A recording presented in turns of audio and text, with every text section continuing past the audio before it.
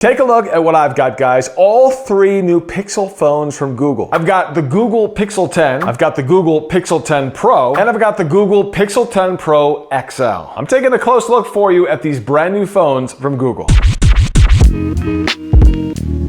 Tech it before you wreck it. What's up, geeks? I'm Kirk. All three brand new phones from Google right there. And here's what I'm going to do for you.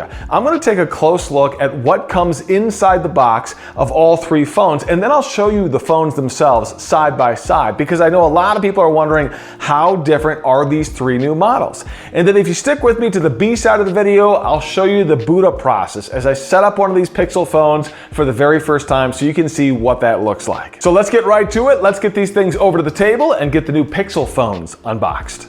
The Google Pixel 10. I've got the Google Pixel 10 Pro and the Google Pixel 10 Pro XL. All three brand new models in three different colors. And first up, take a look at this one. Man, this is like a hyper radioactive green color. Heads up, if you're thinking about ordering this, it is very bright, which I think a lot of people will love, but just make sure you know that. So here it is in the back. You can see it says 5G millimeter wave and sub 6 technology, 6.3 inch screen.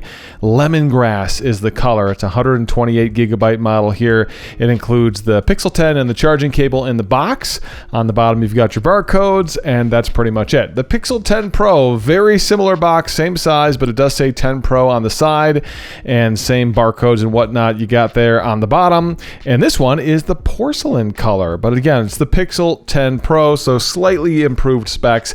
And then the Pro XL, which is the larger model. This one is black, although they call this Obsidian. It's also a 256 gigabyte model, and it has the larger 6.8 inch screen. So you do get a bigger phone, a bigger screen, and a bigger battery. Let me rip the strips on the back here of the Pixel 10, and I'll get this thing opened up. We'll open one at a time so you can see all the phones side by side. Okay, so here are the three colors. You've got that lemongrass and the porcelain in the middle and the obsidian on the right, but we got to take a look at them with the wrappers, with the plastic or the paper off. I do want to point out what it says here on the front of the paper. You no longer need a physical SIM. Google, of course, going to eSIM just like everyone else, and that's how you activate it. Take a look, there's the Pixel 10, and look at that, holy cow. I hope you like bright colors, because this is almost like a mix between light green and yellow. The lemongrass, very cool color if you like poppy colors, and look at the gold, the brushed gold, whatever you call it, on the side. It's got that cool gold trim all around the edges, really looks cool. On the bottom, you've got the USB port, you've got two speaker holes, you see those antenna breaks in the side trim. On the left-hand side of the phone, nothing going on there. On the top, you do have a microphone hole, and that's it. And on the right, you've got a power button and your volume rocker. Pretty simple phone, and this is sort of the form factor that Google has now gone to for their phones, and we've gotten used to it because it's become familiar. Looks a lot like the Pixel 9. Let's pull the paper off this one. This is the Pixel 10 Pro. Again, almost exactly the same size. I mean, theoretically, it is the same size screen, same size phone. It looks very similar. But notice the finish is not shiny. The lemongrass, the Pixel 10 had that shiny finish. And then you see on the porcelain, the Pixel 10 Pro, it has that muted finish. I like the matte finish personally, but they both look good. But I do like the matte finish myself. There's that camera bump. And this one has the shiny chrome exterior around the edges. Same ports, same speaker holes, same USB port, same button configuration, but that shiny chrome on the outside. And again, putting this side by side, you will see that size-wise, these look like identical phones. You'll notice the additional sensor or flash or whatever that is in the camera bump. That's how you can tell the Pixel and the Pixel 10 Pro apart. This is the Pixel 10 Pro XL. Pulling off the paper on this one. Obviously, this one's a lot different because it's a larger phone, and you can tell just by looking at it. The Obsidian, we'll flip it over and take a look at that Obsidian color. That is cool. Also a matte finish. It also has that additional sensor on the back below the flash, just like the Pixel 10 Pro.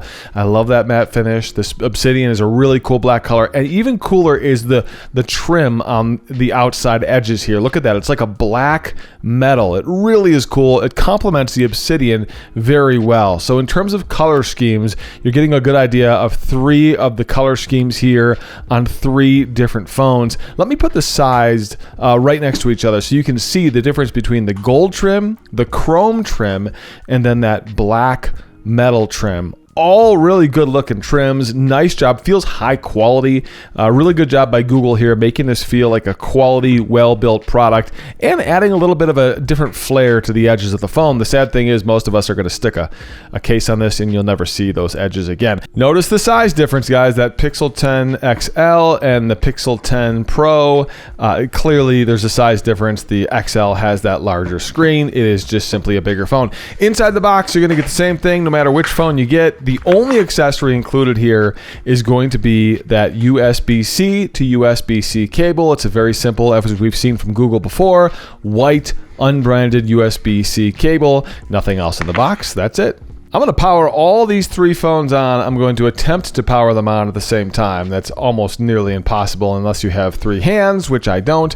But they're all booting up, and you'll see the identical boot animation. These are going to be running the exact same software. This is Google Android. Sure, they're slightly different phones depending on which model you get, but software-wise, it's going to be identical.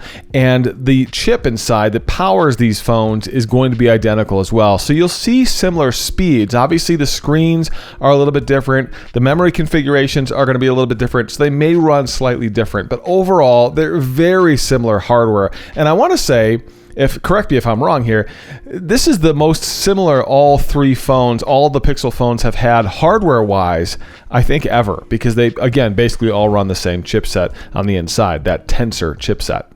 Let's go ahead and start the setup process here, and this is the Pixel 10 Pro that I'm demoing on.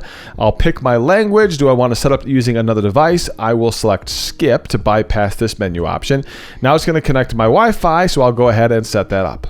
All right, connected to my Wi-Fi, and now it says it's getting your phone ready. This may take a few minutes with the little churning wheels there as the Pixel figures out what's next. Oh, it's got an update. Not a big surprise. Pretty decent sized update too, nearly 600 megs. So I will hit next and download that update before we start. Not a huge surprise, but that update actually took a while. So it takes me back to the beginning screen asking me if I want to set it up with another device, and I will hit skip. We already set the Wi-Fi up, so it won't ask me for the Wi-Fi again, but it is getting your phone ready, and hopefully this time it does not request an update. Checking network info. Who are you setting this phone up for? Myself or a child? I'm going to select myself. This is a normal Google Android setup question that it asks you now. Over the past couple of versions, they've added that. Now it wants me to sign in with my Google account, and I will do that. Next up, it's asking to connect to a mobile network. I do not have a SIM card set up on this right now, so I'm going to skip the SIM card setup process. It wants a PIN. I'm going to say skip. It doesn't like that. It wants a PIN or a face scan. I'm going to skip both of those just so we can get right into this. Do I want to copy apps and data? The answer is no. I will do it later. Again, that would just take too long. So do I agree to the Google services here? Use my location, allow scanning, send diagnostic data, install updates and apps. I will hit OK. And the Google services, do I want things to be backed up, my photos and my other device data? So I'll leave the photos checked, but I'm going to uncheck device data. You should leave that checked. You should have that backed up. Limited warranty. This is a relatively new screen over the past few versions, and you can read that and agree to that. They also have legal terms now that you have to accept. So I will hit accept and agree to that. Discover Google AI at its best. From everyday tasks to creative projects, Pixel's built-in AI helps you get more things done. Now, Google AI isn't new, but some of the new features are specific to this model. Get helpful info and actions right when you need them. Magic Q, which is new, uses AI to show you useful details and time-saving actions based on the app you're using. For example, if a friend asks for a flight number in a chat, Magic Q can find it from your Gmail, saving you search. Cool. So you hit more, talks about how it works, what Magic Q does. It's basically breaking down what information Magic Q is going to have access to, where it's getting all this information, and talking about privacy. It's got a whole section here. I like the transparency here. I think this is important because Magic Q can feel freaky, and they want to make sure that you know what's going on here, and you have the option to turn it on or hit no thanks. So I'll turn it on. Daily Hub, very similar situation going on here. trying to be transparent about Daily Hub, breaking down where all the information comes from, web and app activity, YouTube history, your location, your calendar. Do you want that? Are you okay with that? You don't have to turn it on. I'm going to turn it on here though, because I definitely want to try that out. And get the most out of your screenshots. Pixel screenshots organizes your information.